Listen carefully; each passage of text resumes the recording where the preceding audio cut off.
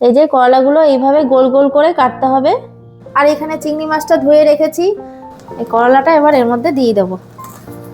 তাহলে বন্ধুরা রান্নাটার নাম কি বলুন তো? সাথে এই যে আমার আজকে স্পেশাল রান্না। নমস্কার বন্ধুরা, আপনারা সবাই কেমন আছেন? আলাপ নন্দিনীর একটি নতুন ভিডিওতে আপনাদের সকলকে স্বাগত।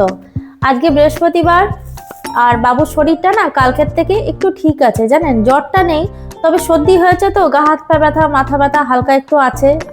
আজকে সায়েন্স আছে আর কালকে আছে এসএসটি, তাই দুটো পরীক্ষা হয়ে গেলেই হয়ে যায়। তা বলছিলাম আমি আর আপনার দাদা যে আজকে পরীক্ষা দিয়ে চলে আসবি বাবু, বলছে না মা আজকে আর আসবো না, আজকে ক্লাসটা করবো পুরোটা।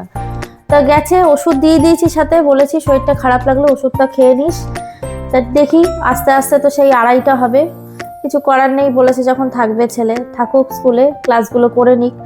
আর চিঙ্কিকেও জানেন তো বার করতে পারছি না এই ঠান্ডার মধ্যে, আর আপনাদের দাদাও বেরিয়ে যাচ্ছে, পরে কার সাথে যাবে, সৌরভের সাথে একা পাঠাই না, কারণ ও যা চঞ্চল না, দুজন লাগেই ওকে দেখতে, জানেন তো, সেই জন্য আর কি যেতে পারছে না। চিঙ্কি উপরে রয়েছে, চিঙ্কির মন খারাপ, চিঙ্কি বেরোতে পারছে না, উপরে বিছানায় শুয়ে রয়েছে। আর আমিও আজকে তো বৃহস্পতিবার, আজকে রান্না বান্না সেরকম কোনো ঝামেলা করব না বন্ধুরা, ওই আর কি মাছ ভাজা করব। আর এই যে করলার একটা নতুন রেসিপি আমি আপনাদের সাথে শেয়ার করব। এই রেসিপিটা আমি কি দিয়ে বানাচ্ছি, রেসিপিটার কি নাম, সবটাই আপনাদের সাথে শেয়ার করব। আগে চলুন করলাগুলো কাটছিলাম কেটে নিই। এই যে করলাগুলো এইভাবে গোল গোল করে কাটতে হবে, এরকম করে, একদম পাতলাও না একদম মোটাও না, ঠিক এরকম করে। চলুন তাহলে করলাগুলো কেটে নিই। আর এই যে বাজার থেকে থোড় এনেছে, এই যে দুটো থোড় এনেছে, চিংড়ি মাছ এনেছে, পাবদা মাছ এনেছে, আর এই করলা এনেছে, ব্যাস এই এনেছে বাজার। চলুন তাহলে বন্ধুরা করলাগুলো আগে সব কেটে নিই, তাড়াতাড়ি করে করব। বিছানাপত্র বন্ধুরা কিচ্ছু তোলা হয়নি, এগুলো আগে করে নিই, তারপর আবার বৃহস্পতিবার পুজো দিতে তো অনেকটা সময় লাগে। যতক্ষণ না বৃহস্পতিবারের পুজোটা হয় না বন্ধুরা, মনে হয় যে কি হয়নি, এই সব কিছু কাজ বাজ সেরে পুজোটা আগে করতে হবে তাড়াতাড়ি। চলুন তাহলে করলাগুলো কেটে নিই।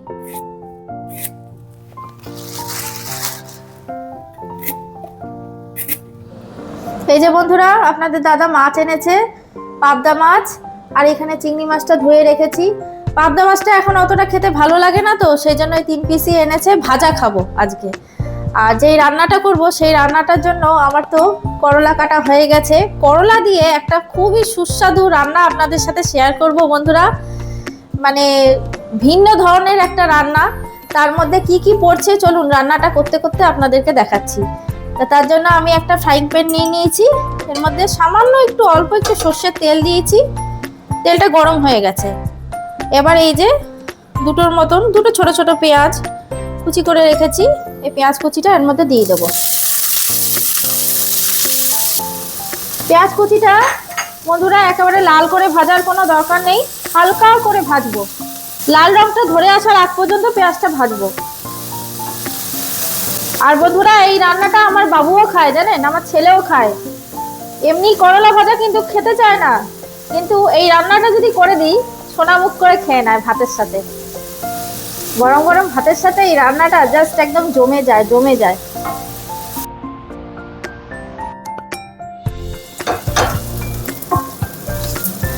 এই যে বন্ধুরা আমার পেঁয়াজটা হালকা করে ভাজা হয়ে গেছে, নরম হয়ে এসছে পেঁয়াজটা।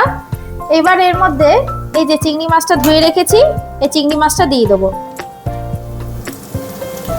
খুবই সহজ রান্না, মাত্র কয়েকটা উপকরণে চটজলদি বানিয়ে নিতে পারবেন। এটা দিয়ে পুরো 1 থালা ভাত খাওয়া হয়ে যাবে। এই গ্যাসের ফ্লেমটা একটু বাড়িয়ে দিই। আর রান্নাটা বন্ধুরা চটজলদি হয়েও যায়, কোনো ঝামেলা নেই।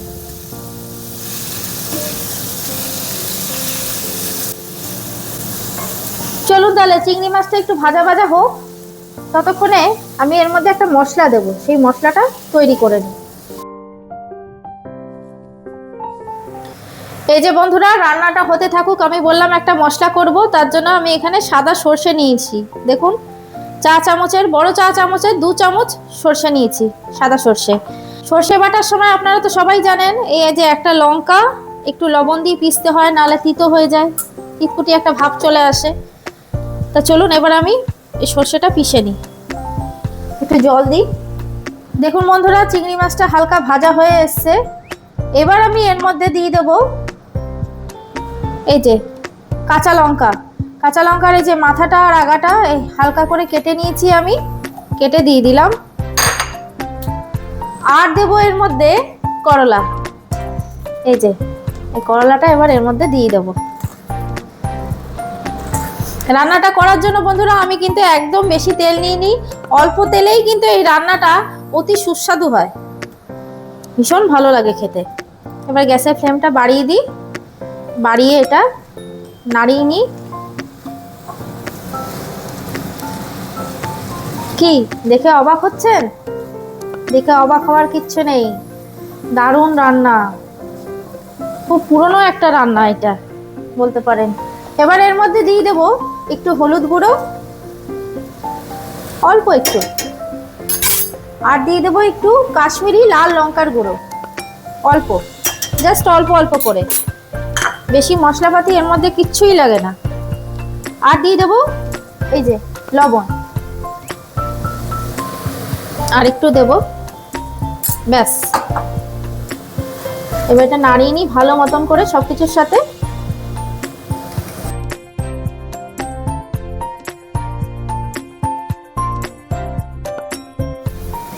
বন্ধুরা দেখুন এই যে করলাটা হালকা মজে এসছে। এবার আমি এর মধ্যে একটু জল দিয়ে দেবো,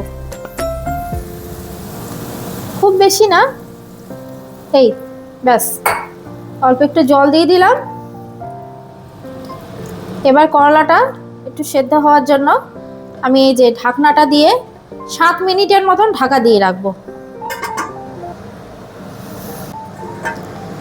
তাহলে বন্ধুরা এই রান্নাটার নাম কি হতে পারে বলুন তো? দাঁড়ান, এখনো তো শেষ হয়নি, আগে রান্নাটা শেষ করে নিই, তারপর আপনাদের নামটা জানাচ্ছি রান্নাটার কি নাম। এই যে বন্ধুরা 7 মিনিট পর ফিরে এলাম, এবার দেখি কি অবস্থায় আছে। আহ, গন্ধ অপূর্ব অপূর্ব অপূর্ব গন্ধ বেরোচ্ছে। দেখি করলাটাও আমার সেদ্ধ হয়ে গেছে বন্ধুরা। এবার আমি এর মধ্যে এই যে মশলাটা করে রেখেছিলাম, সর্ষে বেটে রেখেছিলাম, সাদা সর্ষে, এটা এবার এর মধ্যে দিয়ে দেবো। আর সর্ষেটা বাটার সময় একটা লঙ্কা লবণ দিয়ে বেটেছি, তেতো হবে না তাইলে।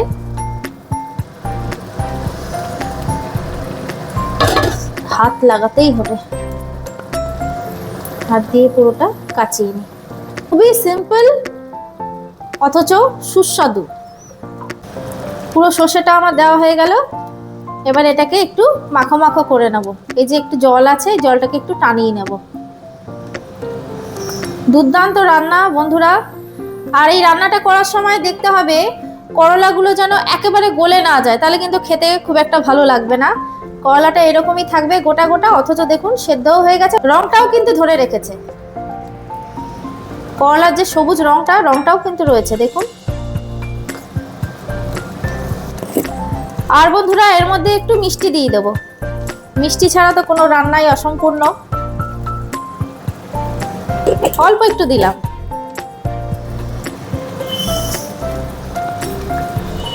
ব্যাস এই জলটা টেনে আসুক। এই যে বন্ধুরা রান্নাটা আমার হয়ে এসছে। এবার আমি একটু ঘি দিয়ে দেবো নামাবার আগে, এই যে অল্প পরিমাণে।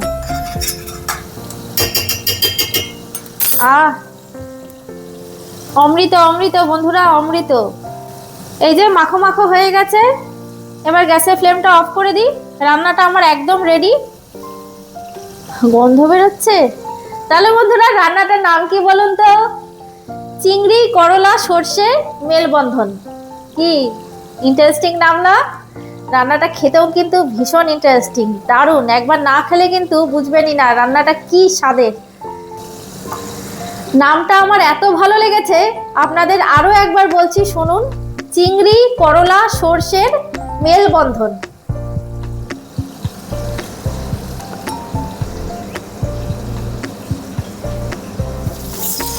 এই যে বন্ধুরা আপনাদের দাদার ভাতটা বেড়ে দিলাম, মাছটাও ভাজা হয়ে গেছে, আর সাথে এই যে আমার আজকে স্পেশাল রান্না, চিংড়ি করলা সর্ষের মেলবন্ধন। ব্যাস, খাবারটা দিয়ে দিই, এবার খাবারটা খেয়ে নিই। তাহলে বন্ধুরা আজকের ভিডিওটা এই পর্যন্তই থাক, দেখা হচ্ছে আবার পরের একটি নতুন ভিডিওতে। আর আমার ভিডিওগুলো যদি ভালো লাগে তাহলে একটা লাইক শেয়ার করে দেবেন, আর যারা নতুন এখনো চ্যানেলটিকে সাবস্ক্রাইব করেননি তারা প্লিজ একটু সাবস্ক্রাইব করে পাশে থাকবেন। সবাই সুস্থ থাকবেন, ভালো থাকবেন, আনন্দে থাকবেন।